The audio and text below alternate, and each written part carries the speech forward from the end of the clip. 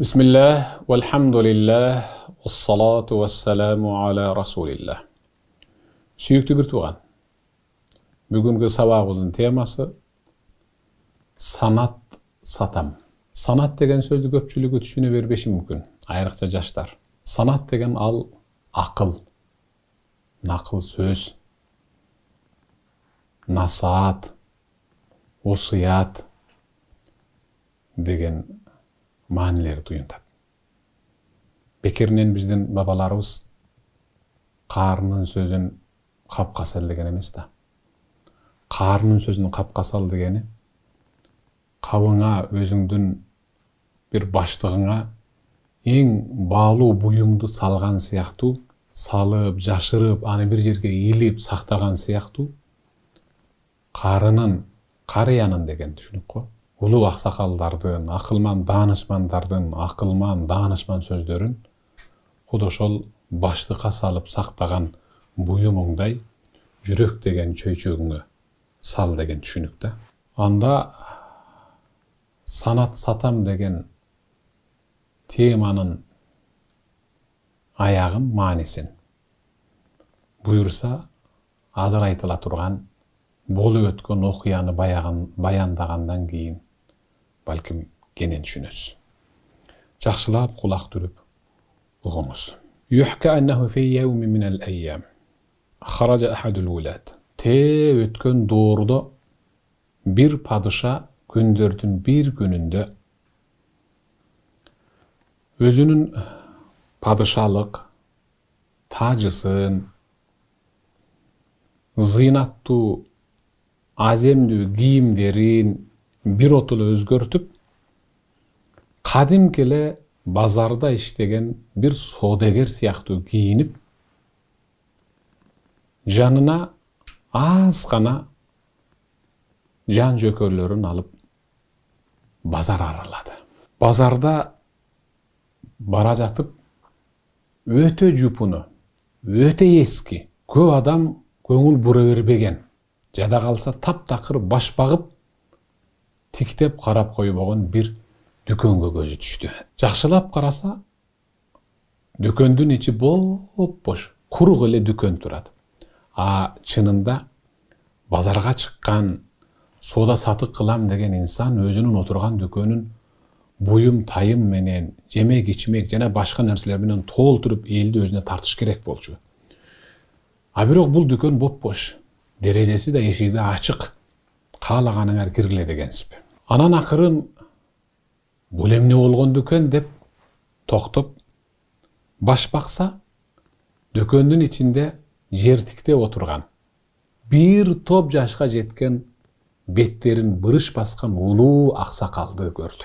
Çınын aytkanda aldan taygansı oturdu. Kirip gelgen adamga көңүл de burbaydı. Kaçan soramayın жооп берчү эмес. Анан акырын бул падыша ичкери кирсе чаң баскан, небак чаң басып калган момундай болгон bir тактайлар турат. Болгон эле ошол эски тактайлар. Падыша аксакалга салам берип, ал жообун алып, анан экөө сүйлөшө кетти. Падыша аксакалга карап, ава өзү базарга bir нерсе сатып алайын деп кирдим эле. Бирок сиздин дүкөнүңүзгө баш баксам мен сатып ала турган эч нерсе жок экен. Өзү эмне сатасыз? Мынау сиздин оң сол жол тарабыңыздагы катардагы дүкөндөрдүн баарынын ичинде буюм тайымы толтура. Эмне үчүн сиздин дүкөнүңүз бош? Фаажаба ар-раджул бикулли худу ва сиқа. Аксакал падышаны карап туруп, ишеним менен, оор басырыктуулук менен, базар боюнча эң баалуу буюм өзү менде. Эң кымбат, эң баалуу буюм өзү менде. Эң сулуусу дагы, көркөмү, коозу дагы менде. Аксакалдын бул сөздөрү падышаны кемсинтип, какшыктап, мыскылдагандай сезилип кетти. Падыша аргасыздан мыйыгынан күлүп мындай деди. Айтқан сөзіңіз чынбы? Сіз чындап айтып атасызбы? Ең қымбат, ең мықты бұйымдар менде деп. Ақсақал, наам, күллел жит. Чындап айтып атам. Эмнеге тамашалайын? Фабадаи гайру күллел бада аллати фиссуқ. Менин бұйымдарым, мен сата тұрған товарлар базар бойынша еш жерде жоқ. Базарда сатылып жатқан бұйым тайымдардан менікі бардық жағынан өзгөчөлөнүп турат. Чынын айтканда акча менен багаланбайт. Өтө кымбат. Ал эми базардын буюмдары бир өйдө бири төмөн баасы. Өтө баасын өйдө айтса дагы барып кеми барбы? Бир аз кемитсең боло. Мээрим төксөң боло деп атып кемитип аласыз. А менде андай жок. Падыша аксакалдан уккан сөздөрүнө таң калып, анан дүкөндүн ичиндеги бардык нерсени тиктеп, кайсыл нерсени айтып жатат өзү баалуу деп. Баары чаң басып жатса деди. Ушунчалык баалуу нерсени издеп тапкысы келди, бирок дүкөндүн ичинде бир да баалуу буюм табалган жок. Падыша аксакалга карап туруп, дүкөнүңүздө өзү сата турган нерсеңизди көрбөй атам. Баалуусу бул жакта турсун, мен сата турган, сиз сата турган буюм көрбөй атам. Аксакал айтты. Мен адамдарга санат сатам. Ооба, санат, насыят сатам, осыят, кеп кеңеш сатам. Өтө кымбат бирок. Көп саттым. Менден санат сатып алгандардын бирөөсү дагы зыян тарттым деп алекел элек. Баары пайдаланды. Болгондо да эки дүйнөсүнө пайдаланды. Ал эми менин оң жана сол жагымдагы дүкөндөрдөн бир буюм сатып алсаңыз, жемек ичмек, бул дүйнө үчүн гана пайдаланасыз. Кийесиз, жейсиз, ичесиз. А мен сата турган санаттар эки дүйнөгө тең пайда берет. Өмүрүңүзгө, жашооңузга, ден соолугуңузга, дегеле бардык нерсеге пайда берет. Бирок менде сатыла турган экеле санат калды. Падыша аксакалдан: сиз бул соодаңыз менен пайда көрөсүзбү? Аксакал оор басыроктуулук менен жүзүнө ушунчалык бир жылмаюу кирип: ооба, ооба, өтө көп пайда көрөм. Үй бүлөмдү кенен багам. Кайрымдуулук кылганга, бирөөлөргө жардам бергенге, жетим жесирлерди кепилдик алганга жакшы эле акча ашып калат. Өтө жакшы пайда көрөм. Адал эмгек. Жашоомо кенен жетет. Жупуну болгонубуз менен байларча, бийлерче, хандарча жашайбыз үйдө.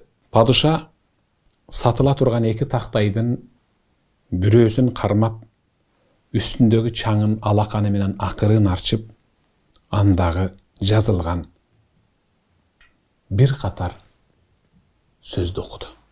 Анда: факкир кабла ан та'мал. Бир нерсени жасаардан мурда терең ойлон. Бир ишти жасаардан мурда терең ойлон деген бир эле катар жазуу бар эле. Болгон ушул.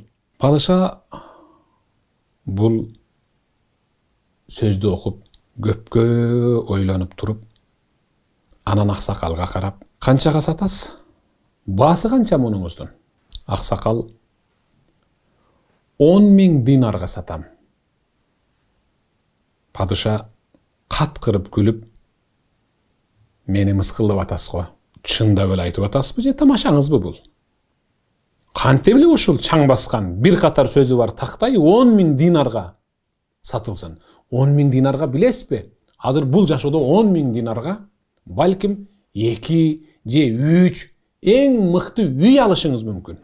Мейли, үй алса ала берсин. Бирок менин санат жазып сата турган тактайым 10.000 динар.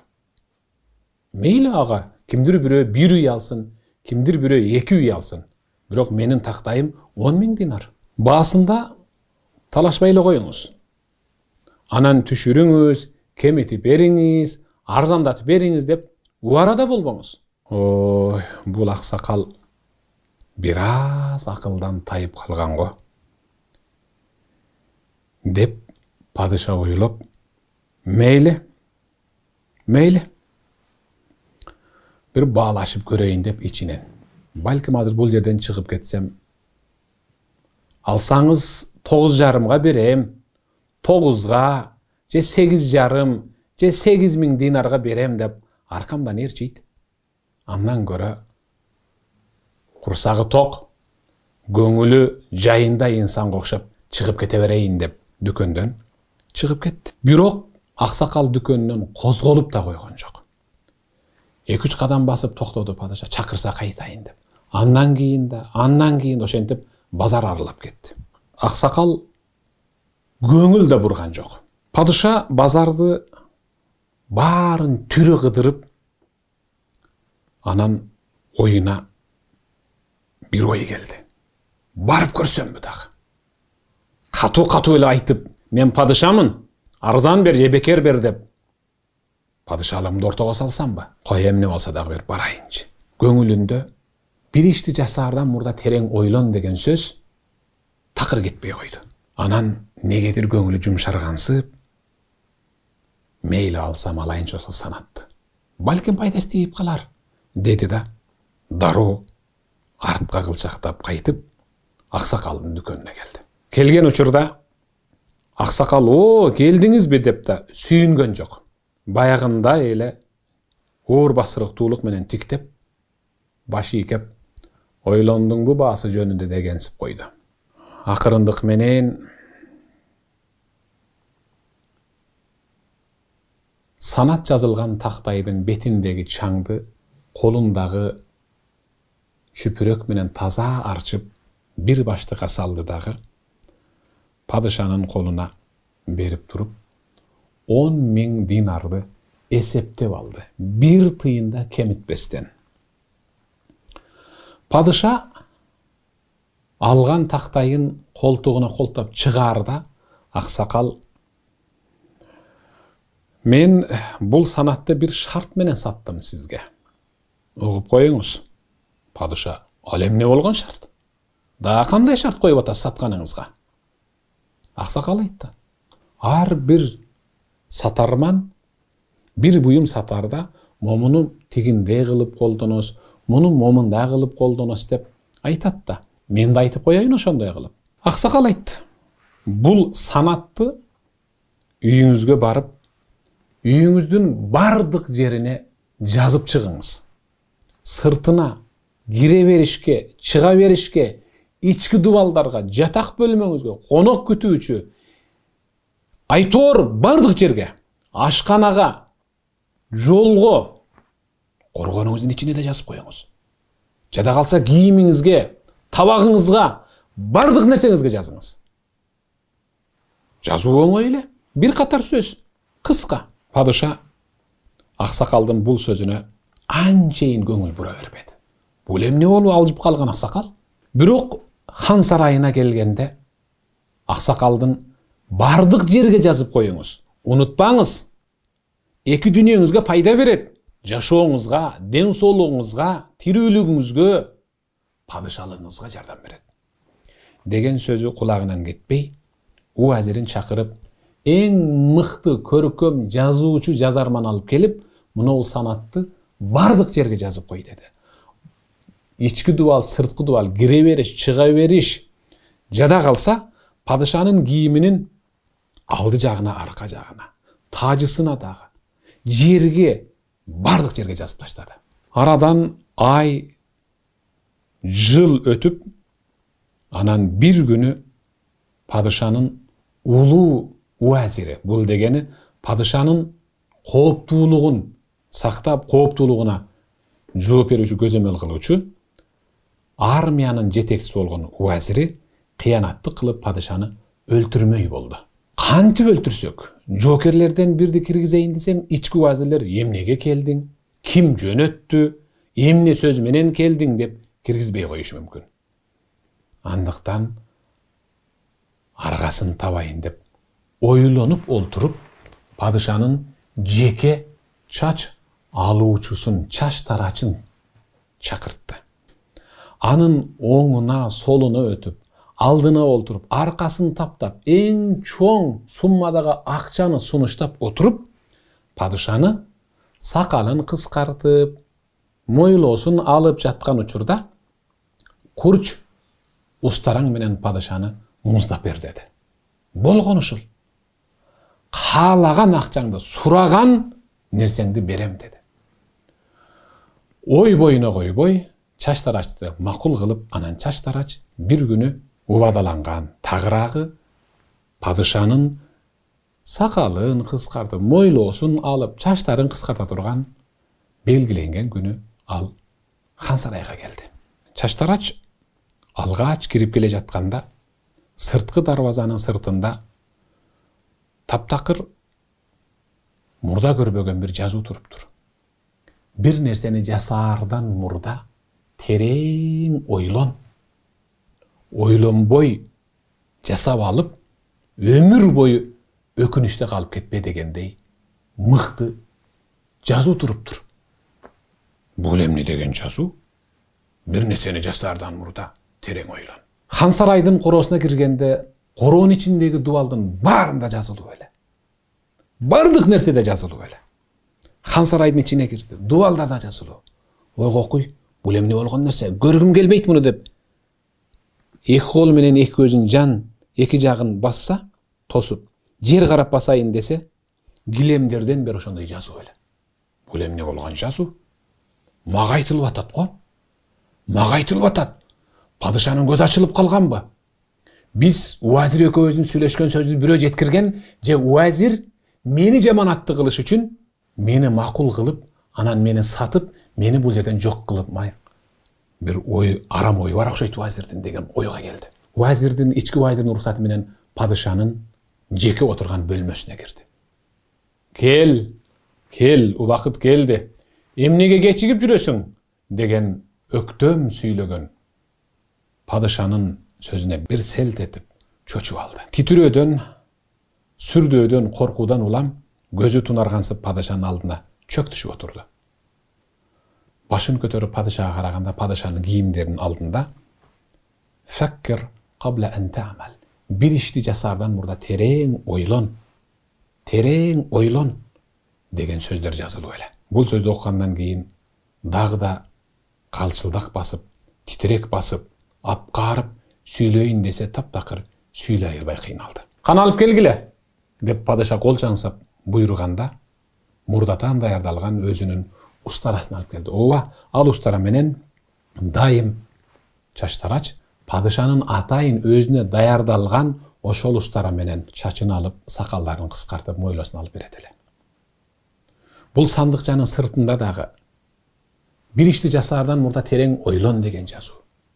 İçin atsa içinde de жазуу. Anan ustaranı kolga alıp bıçak sayakты momunda kılıp açkanda ustaranın temirine de bir işti jasardan murda tereң oylon degen жазуу бар ele. Akırı uşul ustaradan uşul жазууну görgöndө Çaştaraç esten tanıp jığıldı. Uazirlerin çakırtıp betine su çaçıp anan su içirip "Saga emne oldu? Saga emne oldu?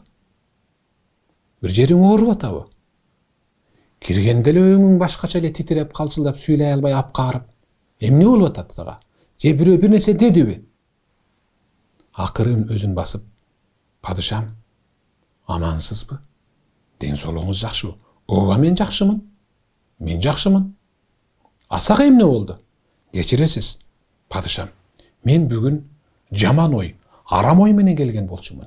Sizdi öldürüş üçün gelgen elem. Antkeni bir kança vakit murda sizdin saktığınızды korgogon armiya başçısı bolgan uaziriňiz öldürüp berүүmdü suranıp maga çoň summada akça sunuştagan.